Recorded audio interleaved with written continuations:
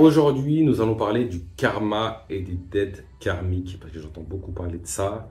Et donc, je vois plein d'êtres humains qui se sentent endettés de devoir rembourser une dette qui vient de leur ascendant ou de leur vie antérieure. Et du coup, merde alors, j'ai 1 million de dettes, comment je vais faire? Je viens sur Terre déjà dans cette incarnation et je suis déjà je suis en surendettement.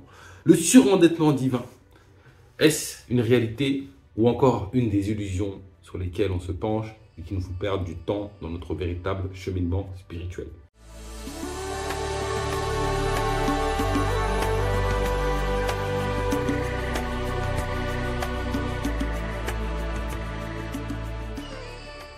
Bonjour, bienvenue dans Enquête spirituelle, la première chaîne qui traite en profondeur des réalités spirituelles. Je m'appelle Bakary Niakate. Ici, je te parle de connaissance de soi et du divin, car c'est bien sur ces questions que nous, l'humanité, allons bâtir un monde meilleur, nous rapprocher du divin et réussir notre passage sur Terre. Donc, si toi aussi tu veux grandir intérieurement, si tu veux t'éveiller spirituellement, je t'invite à faire 2 choses. Premièrement, tu t'abonnes à la chaîne. Tu actives la cloche pour être sûr de ne pas rater les vidéos profondes comme celle-ci que je partage chaque semaine. Et 2, tu vas dans la barre de description et tu passes ce quiz gratuit pour mesurer ton niveau de conscience. Tu vas apprendre à mieux te connaître et surtout, tu vas trouver des voies pour grandir en conscience. Alors, fais ce premier pas vers l'éveil. Rentrons à présent dans le vif du sujet. La dette karmique. Alors, la dette karmique, c'est un concept qu'on partage beaucoup dans la spiritualité, dans le sens où on prend conscience que effectivement, ce que tu vis actuellement est le fruit de choses passées. Et donc, on parle de dette karmique que tu dois absolument rembourser, sinon tu ne peux pas trouver l'unité ou ce paradis intérieur, etc. Et donc, on est tous des endettés. On a des dettes. Si jamais j'ai craché sur quelqu'un, eh ben, ça inscrit une ardoise sur ma tête. Et donc, à la fin de ma vie, je dois rembourser. Et en fait, je dois payer quelque chose à quelqu'un. À qui je dois payer? À quelqu'un? À qui? À Dieu, peut-être. Ah, donc, Dieu, c'est un comptable. En fait, il a les comptes. Il attend de nous qu'on rembourse tous nos dépassements, toutes nos discrétions. Ça ne se passe pas comme ça. Alors, effectivement, cette dimension de karma est une réalité. Le karma est une réalité. C'est-à-dire que ce que je produis aujourd'hui a un effet dans ma vie.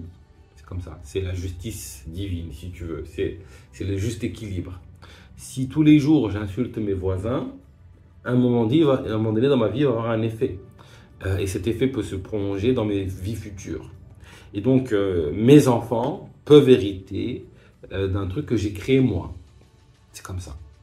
Mais la question, c'est quelle est la différence entre hériter d'une couleur de peau que tu as créée toi et hériter d'une action commise d'une injustice commise par mon grand-père? Pourquoi je peux hériter de la couleur de peau et pas de son injustice? Et pourquoi pas en fait? Et en réalité, c'est ça un peu qu'on voit, qu'on observe. Donc la réalité, elle est là. Effectivement, ce que je produis crée des effets. Et c'est ça la nuance. Je ne suis pas endetté. Dieu n'est pas un comptable qui endette les humains. Tu ne dois rien à personne. Je vais répéter pour que ce soit clair. Tu ne dois rien à personne. Et ça, c'est valable pour le divin et c'est valable pour tous les êtres auxquels tu interagis.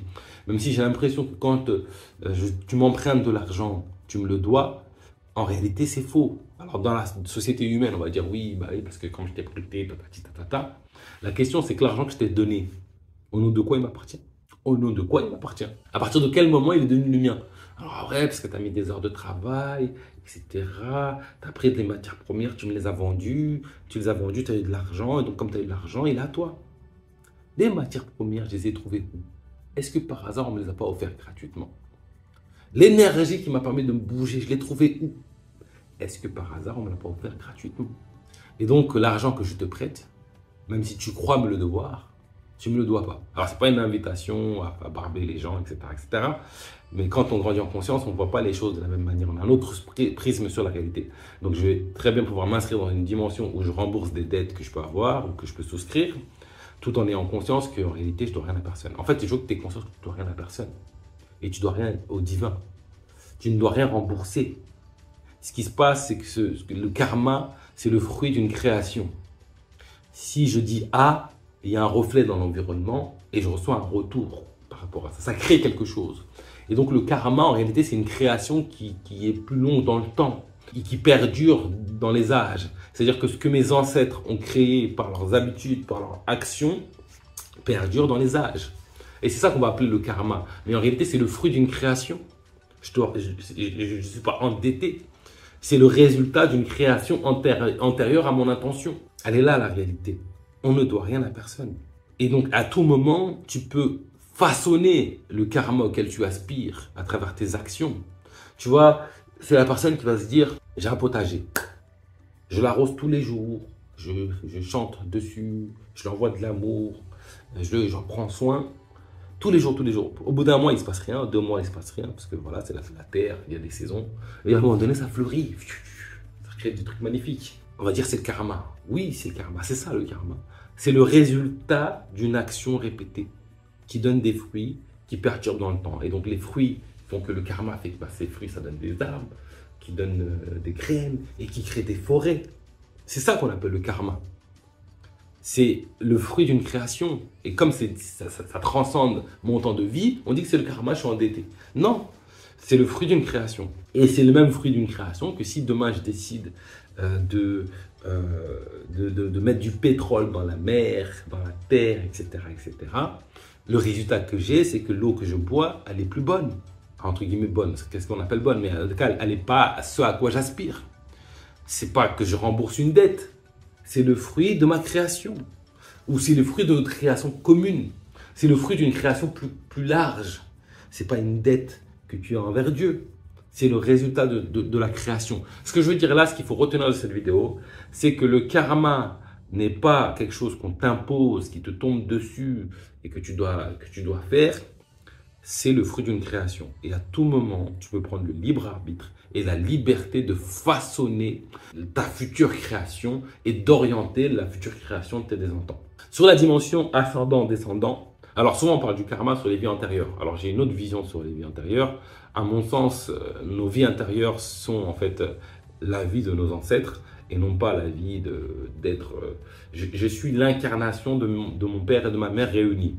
Ça, c'est ma vision sur cette question. Ce n'est pas la vision majoritaire, c'est peut-être quelque chose de novateur pour toi, mais c'est comme ça que je vois les choses. Et donc, ce que je vis, ce que je traverse comme karma, c'est le fruit de ce que j'ai œuvré moi-même dans mes précédentes incarnations qui sont mon père, mon arrière-grand-père, mon arrière-grand-mère, etc., etc. Parce qu'en réalité, même si j'ai oublié ça quand je suis né, je suis mon père. Entre guillemets, je suis ton père. Référence à la Star Wars. En réalité, je suis ton père. Ça y est, je suis perdu. Je suis mon père. C'est-à-dire que à ma naissance, c'est comme si mon père s'est divisé. Mais c'est la même conscience. En fusionnant avec ma mère, ça a créé un nouvel être qui est moi, qui est la fusion des deux. Mais je suis à la fois autant mon père que ma mère. Je suis la réincarnation de mon père et de ma mère. Ça, c'est ma vision des choses. Et donc, mon père, il a fait des trucs. J'hérite de ça, c'est normal, parce que je suis la continuité de eux. J'ai oublié que j'étais mon père, mais je suis mon père. Et c'est pareil pour mon père avec ses parents. Et c'est pareil pour mes grands-parents, etc., etc. Et donc, c'est juste que moi, aujourd'hui, j'ai la peau noire, que j'ai une aptitude plus facile pour sauter que pour la nage. Bon, ça, c'est les clichés, mais bon, on se comprend. C'est le fruit des actions de mes ancêtres. En fait, qui sont rien d'autre que moi dans une vie antérieure, qui, au fur et à mesure du temps, c'est divisé, entre guillemets, multiplié, à l'image d'un arbre où tu as un tronc qui crée une multitude de feuilles, etc., etc. Je ne subis pas les actions de mes ancêtres, j'ai été l'acteur des actions de mes ancêtres, même si à ma naissance, je l'ai oublié. C'est pour ça que j'hérite de leur trauma, c'est pour ça que j'hérite de leur couleur de peau, de leur ADN, de leur façon de parler, de chanter, de leurs blessures, etc., etc.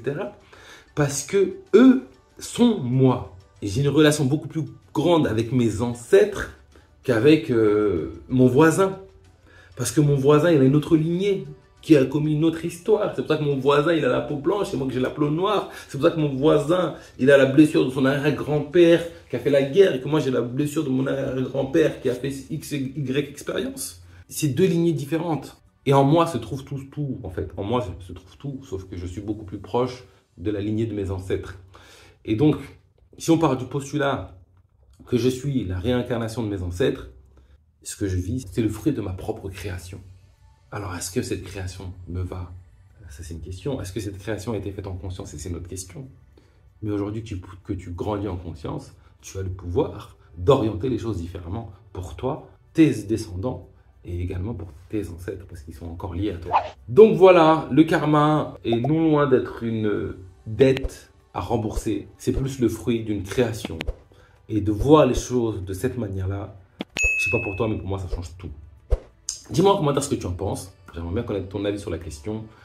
Et mets-moi un pouce bleu, c'est très important. Partage un maximum cette vidéo. Ça aide beaucoup la chaîne. Je compte sur toi. Et je te donne rendez-vous très prochainement pour du nouveau contenu autour de l'éveil spirituel.